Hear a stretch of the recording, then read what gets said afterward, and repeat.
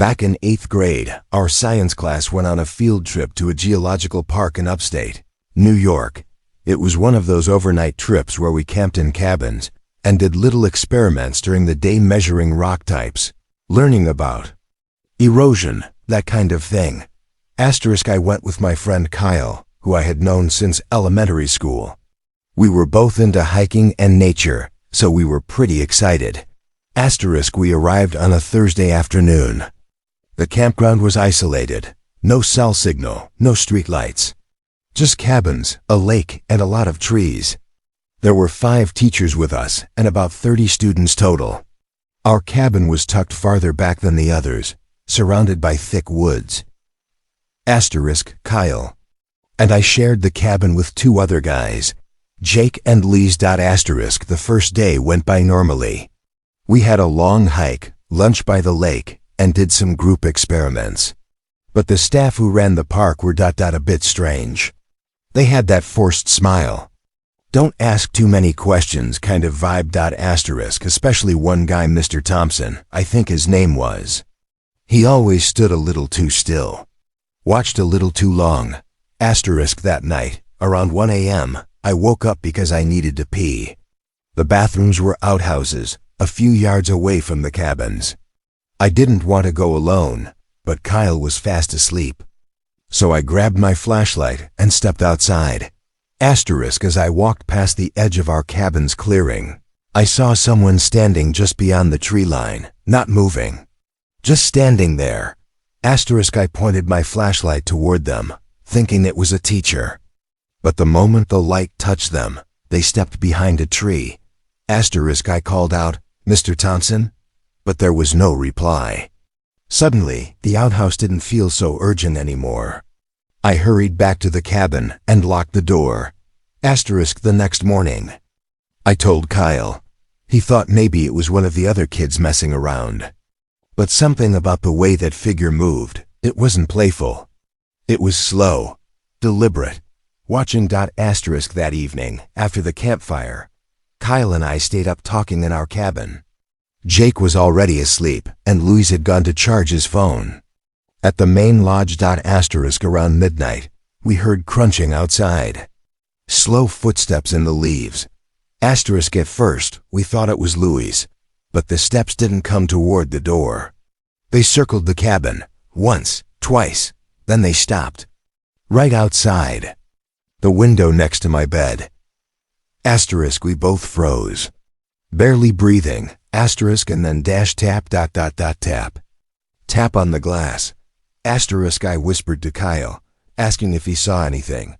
He nodded. Then we both heard a whisper outside. Not loud. Not angry. Just a soft voice saying, "You shouldn't be here." Kyle sat up and pulled the curtain back. The way his body jerked backward, I'll never forget it. He mouthed one word, "Run." We both bolted for the door. Jake woke up yelling, and we all sprinted toward the main lodge. Luis was there, thankfully. We told the teachers everything. They checked outside our cabin, but of course there was nothing. No footprints. No sign of anyone. One teacher said we were probably spooked by shadows and the wind. But Kyle swore he saw the same man I saw the night before. Pale face, dark hoodie. Just standing there. The next day, everyone was on edge. Some kids even wanted to leave early. The staff didn't seem concerned at all. Mr. Thompson especially kept staring at Kyle during lunch. Like he knew what we saw. That night, we convinced the teachers to let us sleep in the lodge instead of the cabins. The trip ended without further incident. But as the bus pulled out of the park, I looked back at the tree line. And I swear I saw the same figure standing there again. Half hidden by a tree. Watching as the buses left. I haven't been back since. I don't even remember the name of the park. But every now and then, I have dreams of that voice whispering, "You shouldn't be here." And sometimes, I wonder if we ever really left. Back in high school, my biology class visited Fairview Zoo for an overnight eco-study trip.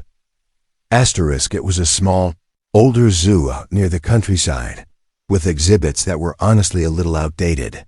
But the cool part was that we got to stay overnight. In cabins, right next to the animal enclosures, there were about 20 of us, plus a few chaperones. My friend Marcus and I shared a cabin with 2 other guys. Around midnight, after lights out, Marcus said he wanted to sneak out and explore the zoo grounds. Against my better judgment. I agreed.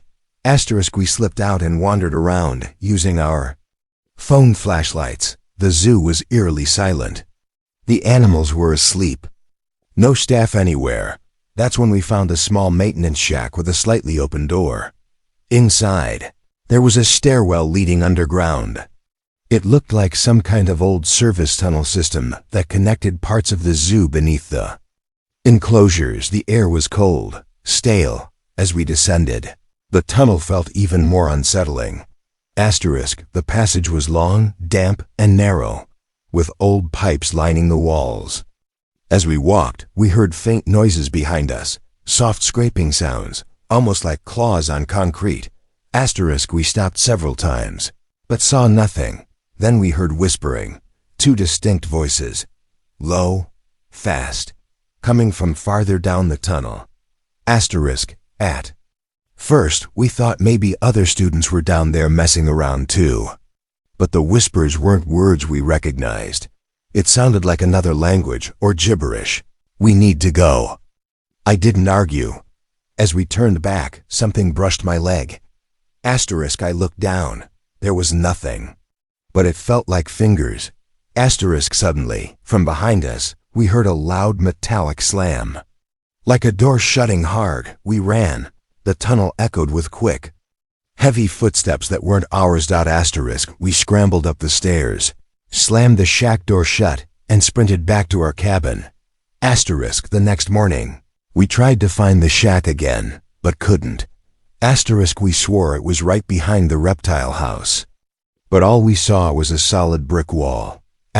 When we asked one of the staff about the underground tunnels, he paused for a second too long, then simply said, we don't allow students in staff areas. Neither of us slept much that night. We still talk about the whispers and the fact that someone or something followed us back up those stairs. When I was in 7th grade, our class went on a field trip to Ridgeview Historical Museum. It was one of those old, mansion-turned-museum places that claimed to be the most haunted house in the state. Of course, the teachers told us all. The ghost stories were just for fun. We toured the main floors with our guide, a super cheerful old lady who seemed a little too excited about the history of the place. The house was creaky, dimly lit, filled with old furniture, dusty portraits, and narrow staircases. My friend Emma and I stayed close together. We were both a little spooked from the very beginning.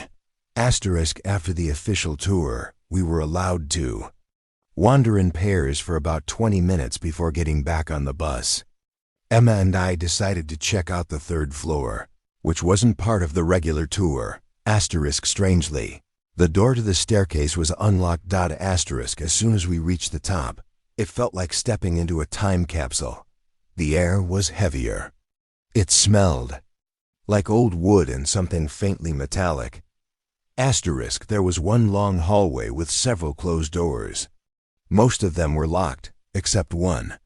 The door creaked open slowly, revealing a small nursery filled with antique toys and a tiny rocking horse. The weirdest part? The horse was gently rocking when we entered. We froze. Maybe a draft? That's what I told myself. Then we heard soft footsteps behind us in the hallway. Slow, deliberate. We spun around. But no one was there. The door we had come through was now almost completely closed. Emma whispered, "Let's get out of here." I agreed immediately. As we turned to leave, something knocked from inside the wardrobe in the corner of the nursery. Not once, but 3 slow knocks. It was almost polite. We bolted out of the room, ran down the stairs, and rejoined the group like nothing had happened. Later. When we asked the guide about the 3rd floor, she paused for a moment, then smiled, and said, "Oh, sweethearts, that level's been closed for decades. The key's been missing for years." We never told our teachers. But to this day, Emma and I still talk about that soft knocking. Like something or someone was waiting for us to open that wardrobe.